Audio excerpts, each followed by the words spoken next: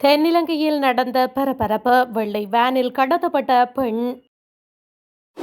எனது ராஜபக்ஷ செவ்வந்தியின் தொலைபேசியில் நாமலிம்பிக்கின் பெயரா? புலிகள் கூட அலுவலகங்களுக்குள் கொலை செய்யவில்லை. மொட்டு தரப்பு பகிரங்கம். லசந்த விக்ரமசேகர அனுப்பிய கடிதம் போலீசார் வெளியிட்டுள்ள தகவல். எம்பிக்களுக்கு பாதுகாப்பு இல்லை, சபையில் சஜித் குற்றச்சாட்டு. போர்க்குற்றங்கள் தொடர்பில் சர்வதேச விசாரணை அவசியமில்லை, பிரதமர் பகிரங்கம். இலங்கை பிரபலங்களுக்கு காத்திருக்கும் நெருக்கடி, கடும் அச்சத்தில் பல நடிகைகள். ரணில் சஜித் கட்சிகள் சங்கமம், இவ்வருட இறுதிக்குள் தலதா அத்துக்கூறல நம்பிக்கை.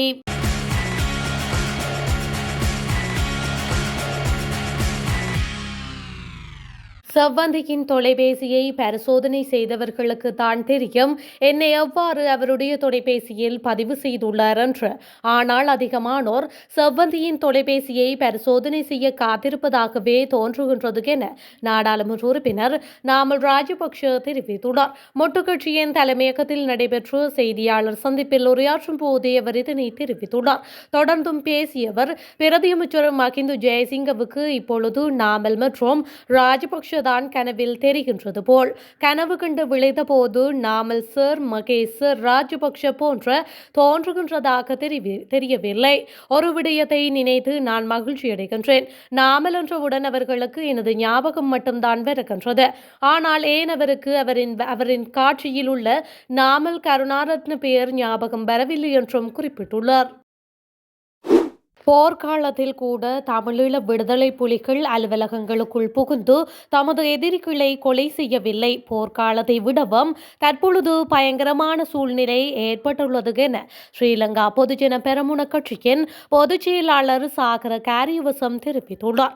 இது தொடர்பில் ஊடகங்களிடம் அவர் மேலும் கூறியதாவது, வெலிகம துப்பாக்கி சூட்டு சம்பவமானது படுபயங்கரமாகும். தமக்கு பாதுகாப்பு வேண்டும் என்று துப்பாக்கி சூட்டுக்கு இலக்காக்கி உயிரிழந்த தவிச லசந்த விக்ரமசேகர கோரிக்கை விடுத்திருந்த போதிலும் அவருக்கு வழங்கப்படாத சூழ்நிலையிலேயே அவர் சுட்டுக் கொல்லப்பட்டுள்ளார்.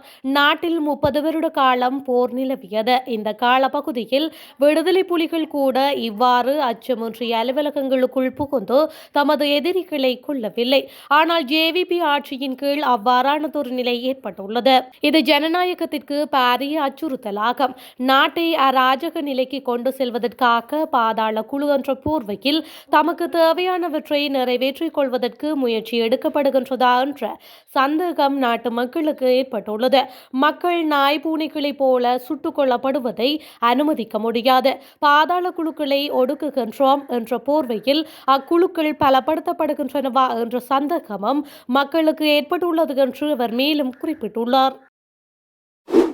பிரபல மாடல் அழகி பியூமி கன்சமாளிகை தொடர்ந்து அதிகளவான இலங்கை பிரபலங்கள் குற்றப்புலனாய்வு பிரிவிற்கு அழைக்கப்பட உள்ளதாக தகவல்கள் வெளியாகியுள்ளன.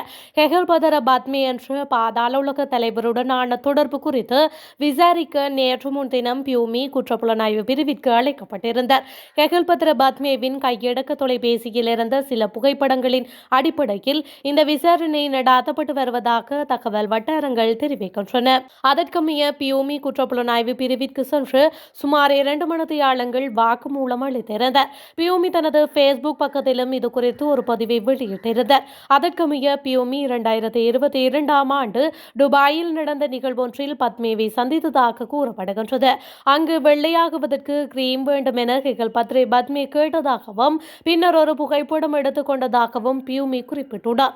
இதேவேளை ஹெகல்பத்ர பத்மேவின் கையடக்க தொலைபேசிகளில் புகைப்படங்களில் உள்ள பல பிரபலமான நடிகைகள் எதிர்காலத்தில் குற்றப்புலனாய்வு பிரிவிற்கு அழைக்கப்பட்டு விசாரிக்கப்பட உள்ளதாக போலீஸ் வட்டாரங்கள் தெரிவிக்கின்றன. கிடைத்த தகவல்களுக்கு அமைய பல நடிகைகளின் புகைப்படங்கள் பத்மேவின் கையடக்க தொலைபேசிகளில் இருந்ததாகவும் தெரிய வந்துள்ளது. இலங்கையில் இடம்பெற்ற போர்க்குற்றங்கள் தொடர்பில் சர்வதேச விசாரணை அவசியமில்லை என்று தேசிய மக்கள் சக்தி அரசு மீண்டும் வலியுறுத்தியுள்ளது. நாடாளுமன்றத்தில் நேற்று நடைபெற்ற வாய்மொழி மூல வினாக்களுக்கு பதிலளிக்கும் போது பிரதமர் ஹரணி அமரசூரிய இந்த விடயம் தொடர்பில் தெளிவுபடுத்தியுள்ளார். ஐக்கிய நாடுகள் மனித உரிமைகள் பேரவையில் இலங்கை தொடர்பில் நிறைவேற்றப்பட்ட தீர்மானங்கள் தொடர்பில் அரசு உடன்படவில்லை என்றும் பிரதமர் கூறியுள்ளார். நாட்டில் மாற்றத்தை ஏற்படுத்தும் நோக்கில் அதிகாரம் வழங்கப்பட்டுள்ளது என்று தெரிவித்துள்ள பிரதமர் அந்த வாய்ப்பை பயன்படுத்தி நாட்டு மக்களின் உரிமைகள் மற்றும் நல்வாழ்வை தேசிய நெறிமுறைகளின் ஊடாக உறுதிப்படுத்த நடவடிக்கை எடுப்பதாகவும் தெரிவித்துள்ளார். வெளிப்புற நடவடிக்கைகள் நாட்டில் மேலும் பிளவுகளை ஏற்படுத்தும் என்றும் அந்த செயல்முறையானது உள்ளக செயற்பாடுகளுக்கு இடையூறாக அமையும் என்றும் பிரதமர் குறிப்பிட்டுள்ளார். இந்த விடயங்களின் அடிப்படையிலேயே சர்வதேச விசாரணைகளை அரசு எதிர்ப்பதாகவும் பிரதமர் ஹரணி அமரசூரிய நாடாளுமன்றத்தில் நேற்று சுட்டிக்காட்டியுள்ளார். அந்த வகையில் நம்பகமான உள்நாட்டு பொறிமுறையின் ஊடாக பொறுப்புக்கூறல் செயற்பாடுகளை முன்னேற்றுவதற்கு அரசு உறுதி பூண்டுள்ளது என்றும் பிரதமர் மேலும் தெரிவித்துள்ளார். நாடாளுமன்ற உறுப்பினர்களுக்கு பாதுகாப்பு இல்லை எனவும் இது ஒரு தீவிர பிரச்சினையாக கருதப்படுகின்றது என ஐக்கிய மக்கள் சக்தி மற்றும் எதிர்க்கட்சித் தலைவர் சஜித் பிரேமதாச குற்றம் சாட்டியுள்ளார். நேற்று நாடாளுமன்றத்தில் கருத்துரைக்கும் போதே அவர் இதனை தெரிவித்துள்ளார். நாடாளுமன்ற உறுப்பினர் ஜகத் விதானவின் உயிருக்கு அச்சுறுத்தல் விடுக்கப்பட்டுள்ளதாக கூறப்பட்ட விடயம் தொடர்பில் சுட்டிக்காட்டிய அவர் வெலிகம பிரதேச சபை தவிசாளர் போலீசாரிடம் கோரிக்கை விடுத்த போதிலும் அவருக்கு தேவையான பாதுகாப்பு வழங்கப்படாததால் சுட்டுக் கொல்லப்பட்டார் என்றும் கூறியுள்ளார். நாடாளுமன்றத்தில் எதிர்க்கட்சி உறுப்பினர்களுக்கும் பாதுகாப்பு இல்லை. பல நாடாளுமன்ற உறுப்பினர்கள் இதேபோன்ற சூழ்நிலைகளை எதிர்கொள்கின்றனர். இது நகைச்சுவை அல்ல. ஒருவர் கொல்லப்பட்டால் என்ன செய்ய முடியும்? வெலிகம சம்பவத்தில் இருந்து நாம் கற்றுக்கொள்ள வேண்டும் என்றும் அவர் மேலும் தெரிவித்துள்ளார். ஐக்கிய தேசிய கட்சி மற்றும் ஐக்கிய மக்கள் சக்தி என்பவற்றை ஒன்றிணைப்பதற்குரிய முயற்சி இவ்வருடத்திற்குள் வெற்றியளிக்கும் என எதிர்பார்க்கின்றோம் என ஐக்கிய தேசிய கட்சியின் பொதுச் செயலாளரும் முன்னாள் அமைச்சருமான தலதா துகூரல தெரிவித்துள்ளார். இது தொடர்பில் ஊடகங்களிடம் அவர் மேலும் கூறுகையில், தேசிய மக்கள் சக்திக்கு வாக்களிக்கின்றவர்களில் 50% தற்பொழுது தமது முடிவை மாற்றிக் கொண்டுள்ளனர். எதிர்காலத்தில் இந்த எண்ணிக்கை அதிகரிக்கக்கூடும். ஐக்கிய தேசிய கட்சி மற்றும் ஐக்கிய மக்கள் சக்தி சங்கமம் இவ்வருடத்திற்குள் வெற்றியளிக்கும் என எதிர்பார்க்கின்றோம். 2022 நாடாளுமன்றத்தை கொளுத்துவதற்கு வந்த நபர்களுக்கு எதிராக அப்போதைய ஜனாதிபதி ரணில் விக்ரமசிங்க நடவடிக்கை எடுத்திருக்க வேண்டும் என்றும் அவர் மேலும் குறிப்பிட்டுள்ளார். பேருவளையில் வெள்ளை வேனில் முகமூடி அணிந்த ஒரு குழுவினரால் தனது மனைவி கடத்திய கணவர் குறித்து போலீசார் விசாரணைகளை ஆரம்பித்துள்ளனர். கடத்தப்பட்ட பெண்ணின் தாய் சம்பவம் குறித்து போலீசாரிடம் முறைப்பாடு செய்துள்ளார். பேருவளை கரந்தகுட தேனாவதியை சேர்ந்த பெண்ணே இவ்வாறு கடத்தப்பட்டுள்ளார். தனது கணவருடனான தகராறு காரணமாக தனது மகள் பல மாதங்களாக தனது வீட்டில் தங்கியிருப்பதாக கடத்தப்பட்ட பெண்ணின் தாயார் போலீசாரிடம் தெரிவித்துள்ளார். கடந்த 21ஆம் தேதி இரவு 11 மணியளவில் மகளின் கணவர் மற்றும் ஒரு குழுவுடன் வந்து தனது மகளை வலுக்கட்டாயமாக வேனில் இழுத்து சென்று விட்டதாக அவர் போலீசாரிடம் முறைப்பாடு செய்துள்ளார். அங்கு வந்த குழு முகமூடி அணிந்திருந்ததாகவும் அவர்களிடம் கை துப்பாக்கி மற்றும் கத்திகள் இருந்ததாகவும் கடத்தப்பட்ட பெண்ணின் தந்தை போலீசாரிடம் தெரிவித்துள்ளார்.